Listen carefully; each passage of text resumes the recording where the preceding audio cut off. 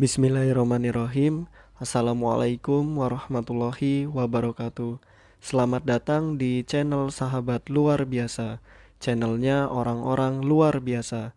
Apa kabar teman-teman? Mudah-mudahan sehat selalu dan selalu dalam rahmat dan lindungan Allah Subhanahu wa taala. Amin ya robbal alamin. Bagi teman-teman yang baru menemukan channel ini, agar tidak ketinggalan informasi yang insya Allah menarik dan bermanfaat, jika berkenan silahkan like, komen, dan bagikan video ini, serta subscribe dan nyalakan tombol notifikasinya. Syukron jazakumullah khairan. Alhamdulillahillazi bini'matihi tatimus solihat. Segala puji hanya milik Allah, yang dengan segala nikmatnya segala kebaikan menjadi sempurna. Salawat serta salam semoga tercurah limpahkan kepada Nabi Muhammad Sallallahu Alaihi Wasallam serta istri-istri beliau, saudara-saudara beliau, tabi'in, tabi'ut tabi'in, dan bagi kita yang insya Allah setia dan istiqomah mengikuti sunnahnya sampai akhir hayat. Amin ya robbal alamin. Rabbi syrohli sodri wa yasirli amri wahlul uqdatam min lisani yafqahu qawli.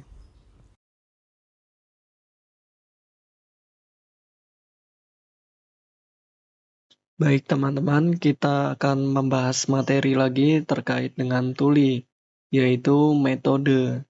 Nah, metode untuk program anak tuli. Nah, berbagai metode yang ada dapat dilaksanakan bagi anak tunarungu.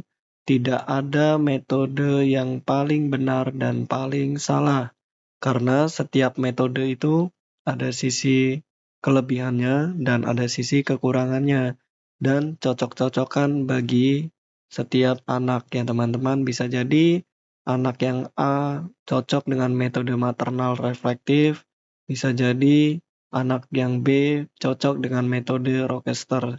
Begitupun setelahnya ya teman-teman. Adapun berbagai alternatif pemilihan metode yang dapat dipilih ada 5. Yang pertama ada metode maternal reflektif atau MMR. Yang kedua ada metode Rochester. Yang ketiga ada metode auditory. Yang keempat ada metode oral. Dan yang kelima ada metode simultan atau komtal. Nah, sudah saya singkat menjadi 5, yaitu MAROS. Nah, yang M itu maternal reflektif, A itu auditory, R itu Rochester, dan O itu oral, S itu simultan atau komtal. Nah, tapi yang akan kita pelajari pada saat ini lebih menjurus ke metode maternal reflektif atau MMR. Nah, apa itu MMR ya teman-teman? Nah, metode maternal reflektif atau MMR menurut Uden tahun 1977, bukan Udin ya teman-teman, tapi Uden, yang ini mencetuskan metode maternal reflektif, yaitu proses pemberian pengalaman belajar berbahasa lisan yang mengadopsi cara seorang ibu dalam memberikan pemerolehan berbahasa kepada anaknya. Nah, jadi bagaimana cara seorang ibu itu memberikan pembelajaran atau pemerolehan bahasa kepada anaknya.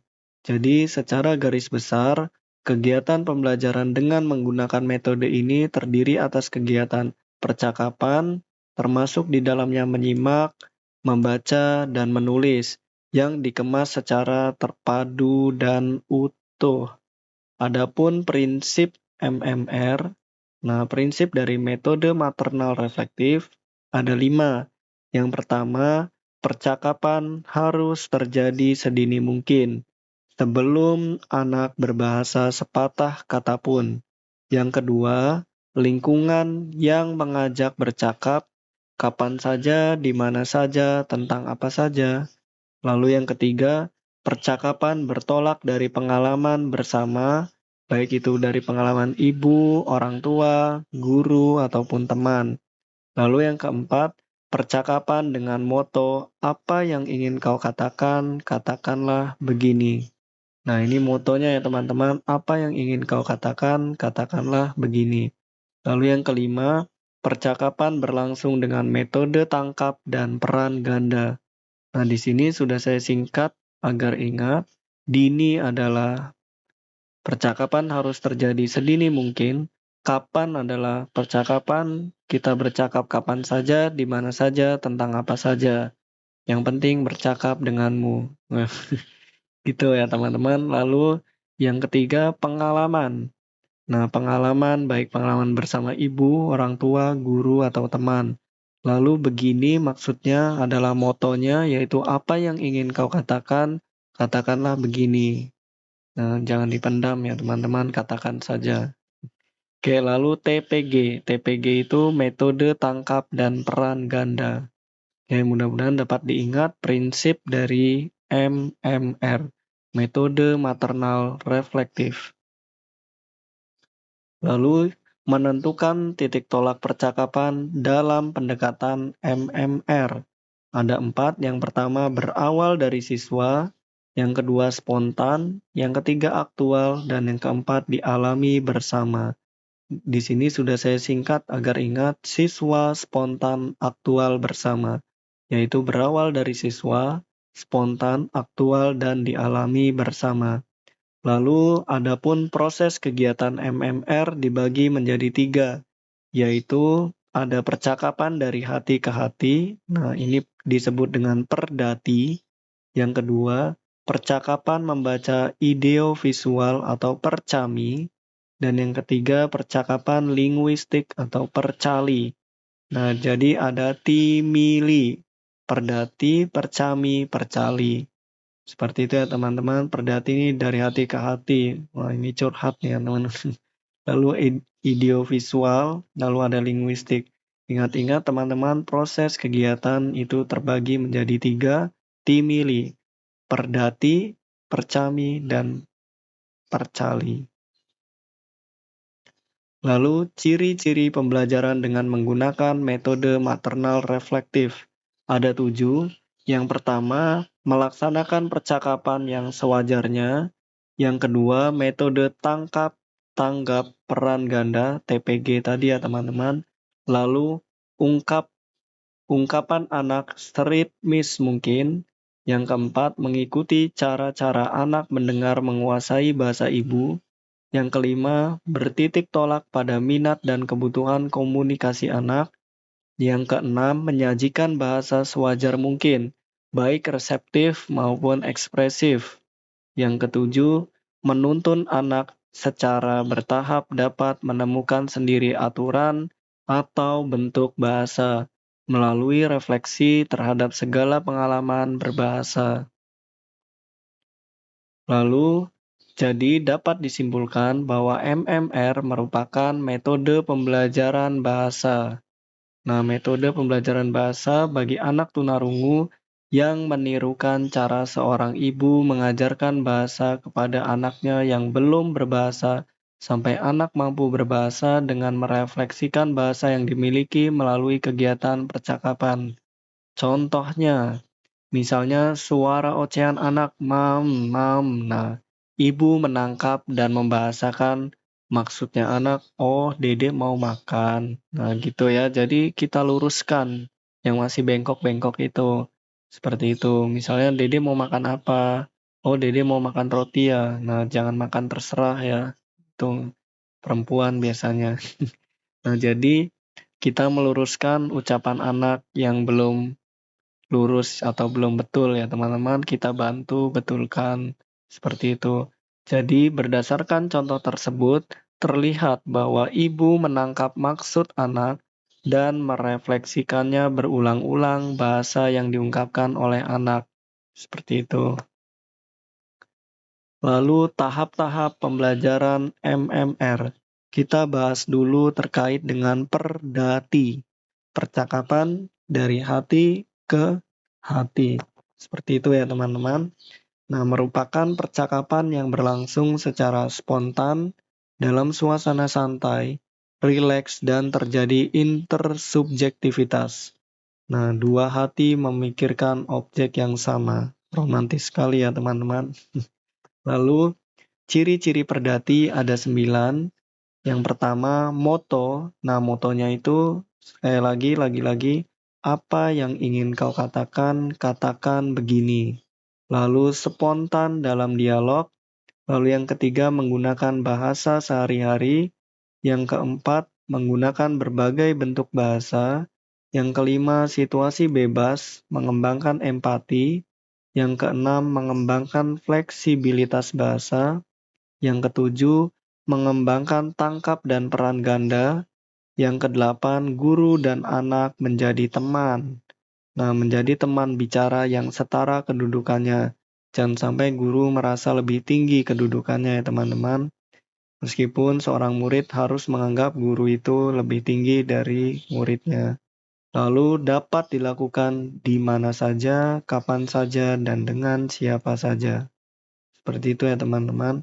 Ini apabila mau disingkat ya. Saya sendiri masih bingung ini singkatannya. Di skip saja jika bingung ya teman-teman.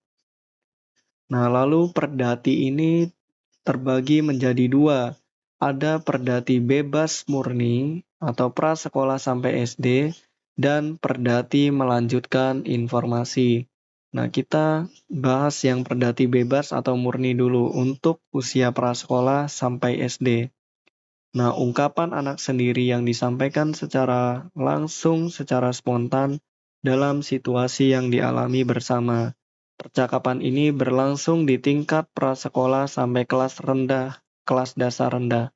Contoh, percakapan misalnya tentang suatu benda yang dibawa oleh anak, misalnya tas baru, mainanku, cicak di kelas, atau situasi yang dialami oleh salah satu anak atau beberapa anak dan disaksikan bersama, dialami bersama oleh seluruh anak di kelas.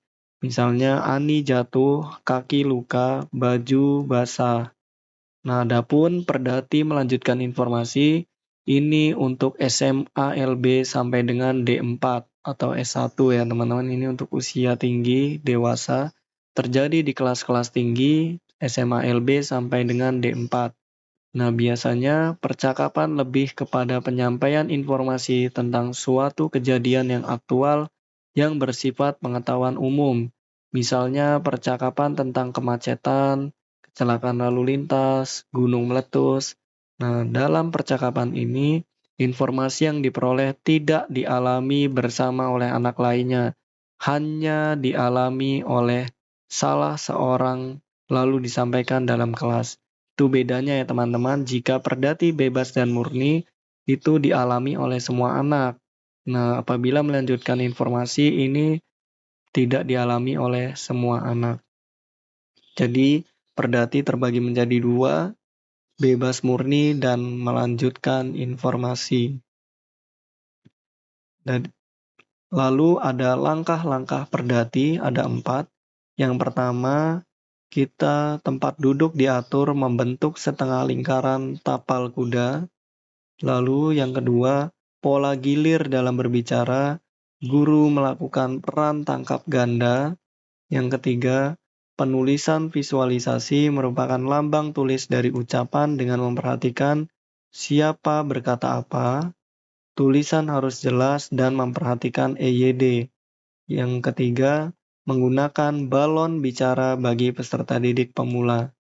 Lalu langkah yang keempat, reinforcement, yaitu penguat berupa pujian. Nah, jika anak sudah berhasil, jangan lupa dipuji ya teman-teman. Nah, ini sudah saya singkat agar ingat, yaitu duduk TPG Visual Rain. Nah, duduk itu tempat duduk kita buat setengah lingkaran atau tapal kuda. TPG ini tangkap peran ganda.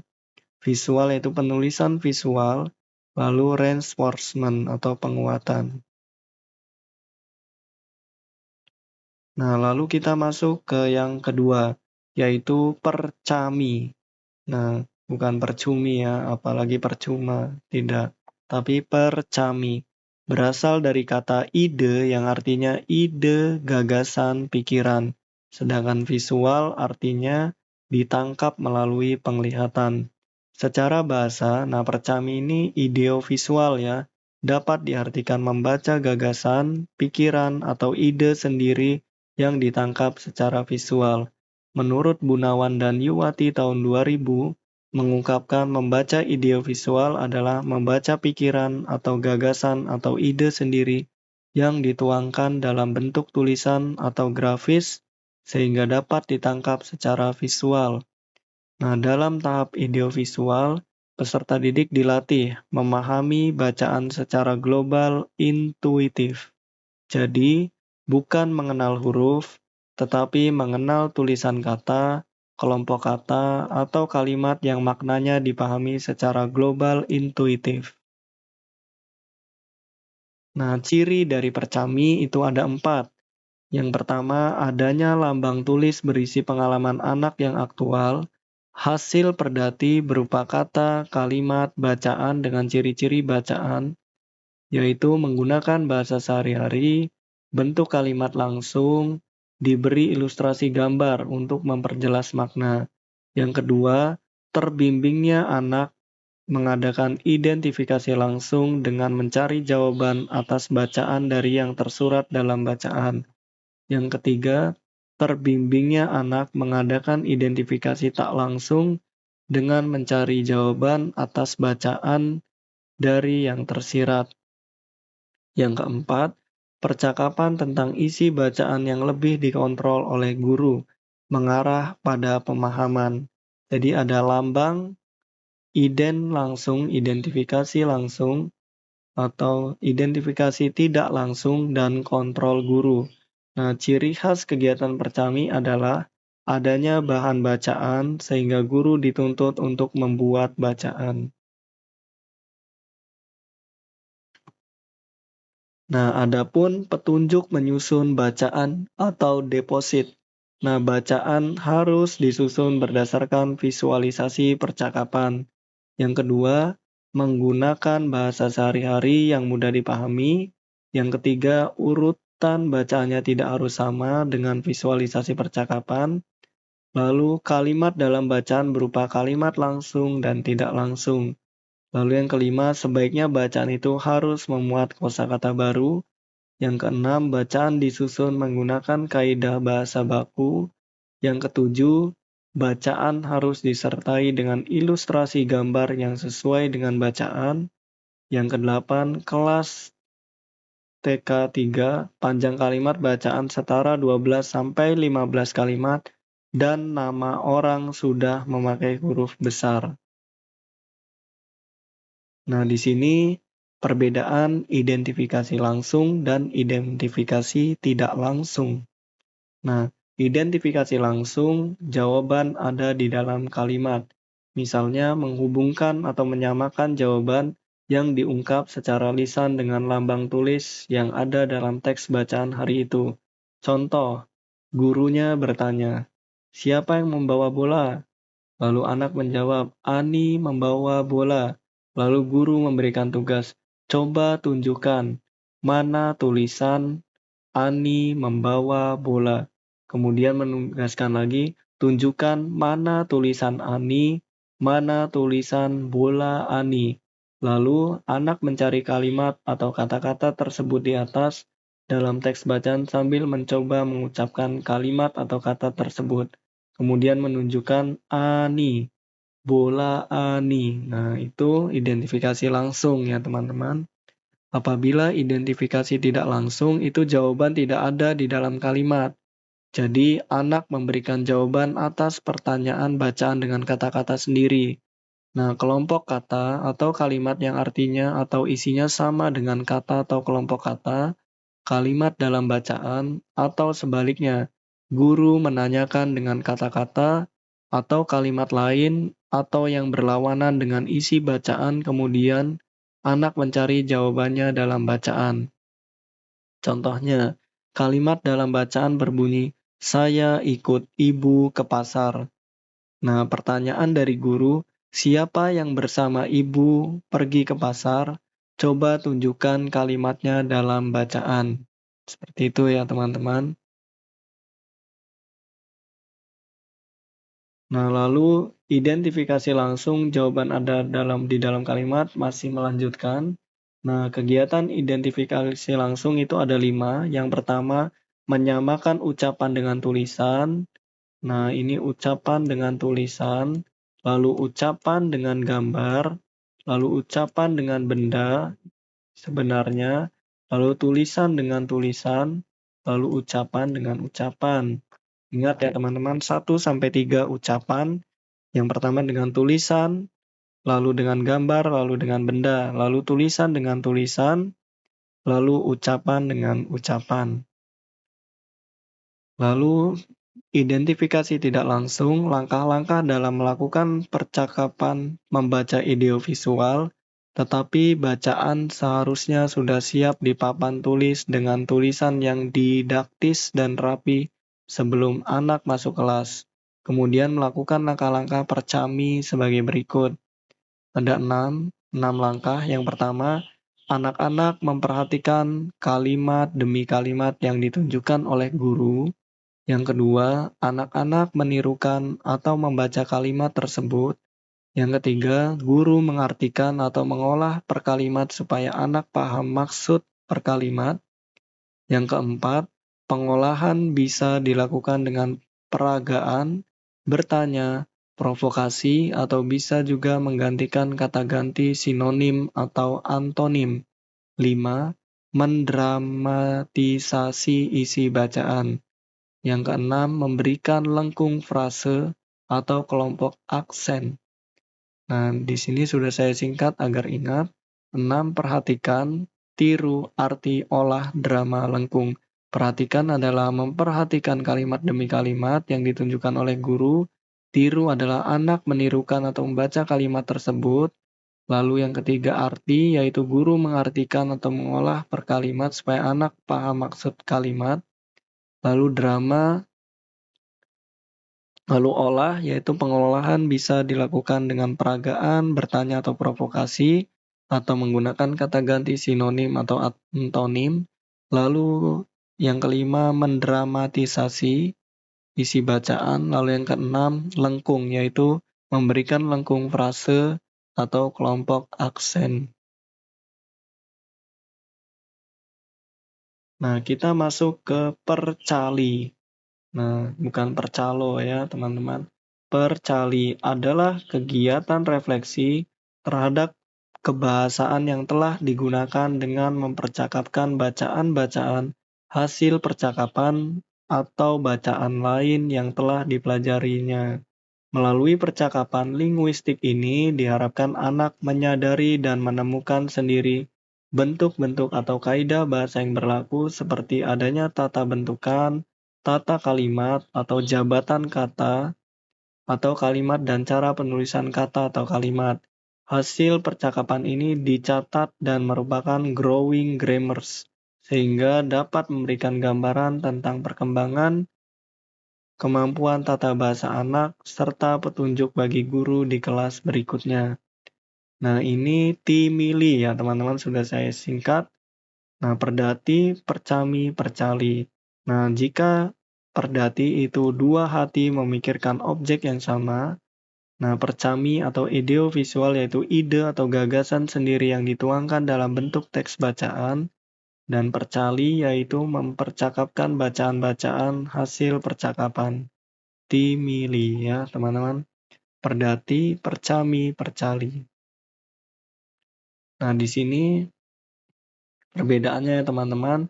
Perdati, percakapan yang berlangsung secara spontan dalam suasana santai, rileks, dan terjadi intersubjektivitas, yaitu dua hati memikirkan objek yang sama.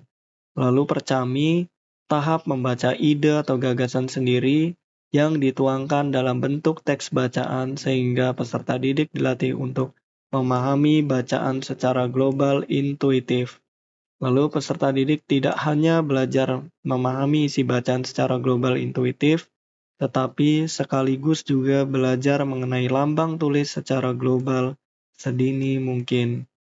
Lalu ada percali, yaitu kegiatan refleksi terhadap kebahasaan yang telah digunakannya dengan mempercakapkan bacaan-bacaan hasil percakapan atau bacaan lain.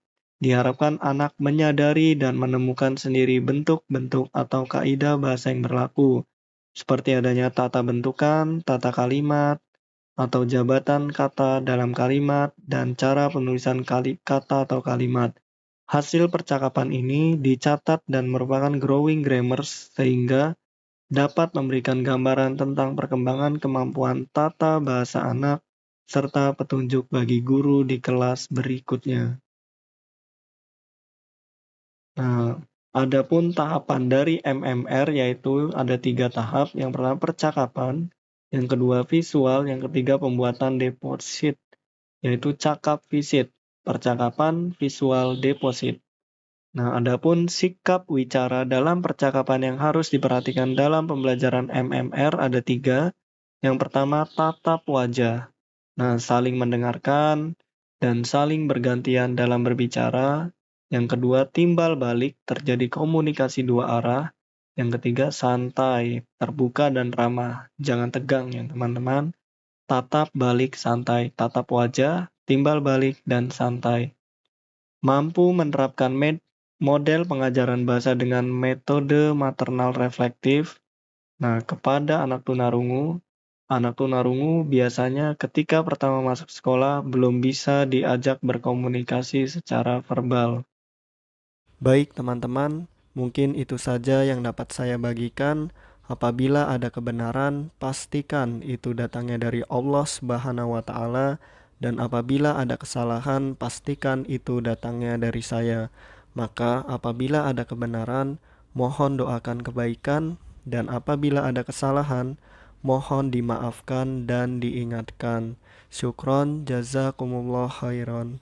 Allahumma inni as'aluka ilman nafi'an wa rizqan thayyiban wa amalan mutaqabbalan.